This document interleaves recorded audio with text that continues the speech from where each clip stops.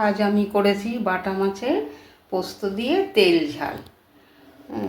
ভিডিওটা আমি করছি, মেয়ে বাড়ি নেই, রান্নাবান্না করে নিয়ে আমি এটা করলাম। ভালো হয়তো হচ্ছে না, পারছি না করতে, যে গরমটা পড়েছে।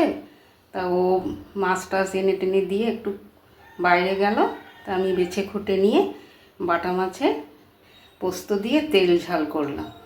কেমন হয়েছে বন্ধুরা বলো, আবার ঘুরিয়ে দেখাই, বুঝতে পারছি না কোনটা ভালো হবে। আমার অয়নমৃতা ব্লগটা ফেসবুক থেকে দেখলে তোমরা ফলো করো, আর ইউটিউব থেকে দেখলে সাবস্ক্রাইবার হয়ে প্লিজ আমাকে একটু এগিয়ে নিয়ে যাও। নতুন খুলেছি, তোমাদের সহযোগিতা আমি একটু এগিয়ে যাব আর কি।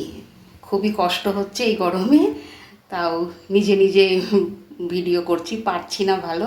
যেটাই হয় সেটাই তোমরা একটু মানিয়ে নিও, আর আমাকে একটু অয়নমৃতা ব্লগকে মানে ফেসবুক থেকে দেখলে ফলো করো, আর ইউটিউবতে দেখলে সাবস্ক্রাইবার